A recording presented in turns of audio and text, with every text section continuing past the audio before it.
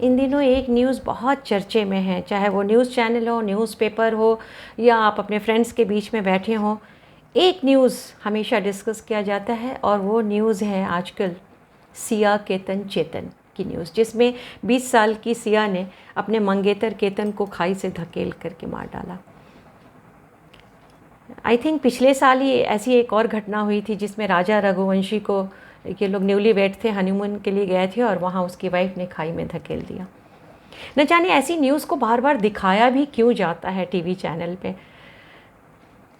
शायद लोग भी ऐसी ही न्यूज़ ज़्यादा देखते हैं, उनकी टीआरपी बढ़ती है, इसलिए ऐसी न्यूज़ को बार बार दिखाया जाता है। लेकिन सच पूछिए तो बहुत ही मन ख़राब हो जाता है ऐसी न्यूज़ देख करके। और एक नई चीज़ क्या आ गई है कि आज न्यूज़पेपर में मैं पढ़ रही थी कि जेनज़ी जो है वो सिया को सपोर्ट कर रहा है। जेनज़ी मतलब जो 14 से 29 साल के बीच वाले बच्चों को जेनज़ी के कैटेगरी में रखा गया है।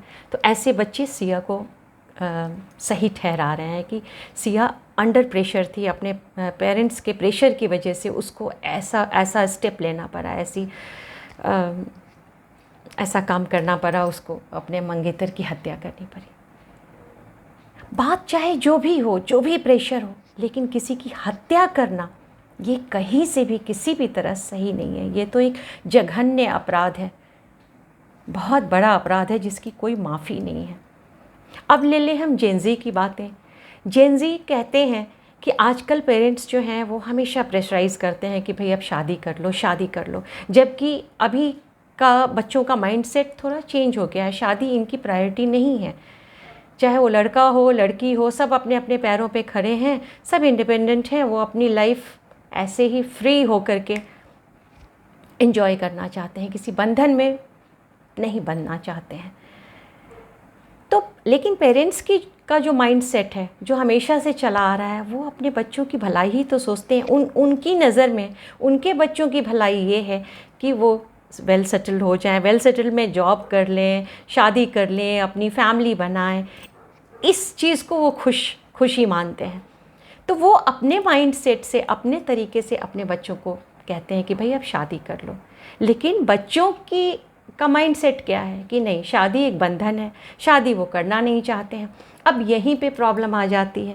कुछ बच्चे जो हैं वो अपने पेरेंट्स को दो टुक जवाब दे देते हैं कि भाई मुझे नहीं शादी करनी। अगर वो ज़्यादा प्रेशर डालते हैं तो बात करना बंद कर देते हैं, थोड़ा कट ऑफ हो जाते हैं, अपने पेरेंट्स से सुनते नहीं हैं। लेकिन कुछ बच्चे ऐसे होते हैं जो माँ बाप की बात सुनते हैं, भले ही मुंह से बोल देते हैं कि नहीं मैं नहीं करूँगा शादी, नहीं करूँगी शादी, लेकिन कहीं ना कहीं उनके मन में उनके दिमाग पे वो प्रेशर आता है पेरेंट्स का कि भाई मेरे पेरेंट्स की डिग्निटी, मेरे पेरेंट्स का स्टेटस, सोशल स्टेटस, मेरे पेरेंट्स की खुशी।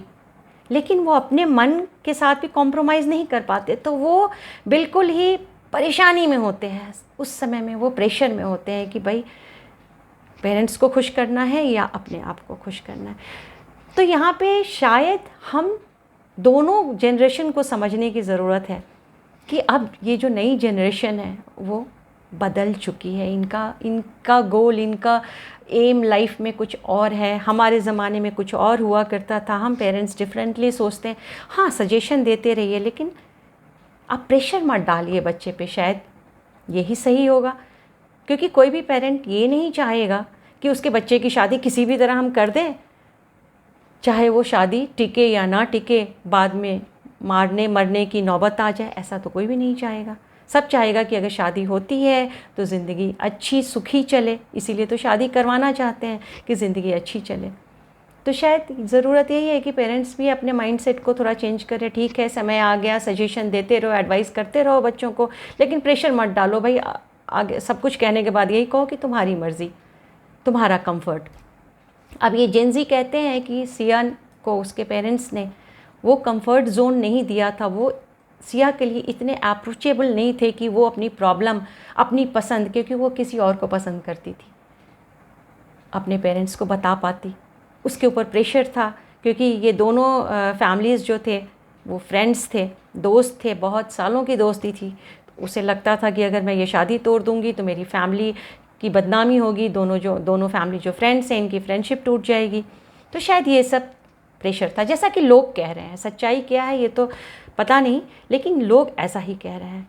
इसलिए जेनजी सिया को सपोर्ट कर रहे हैं। अब मैं ये मुद्दा लेकर यहाँ इसलिए आई हूँ कि आप लोगों की इस बारे में क्या सोच है।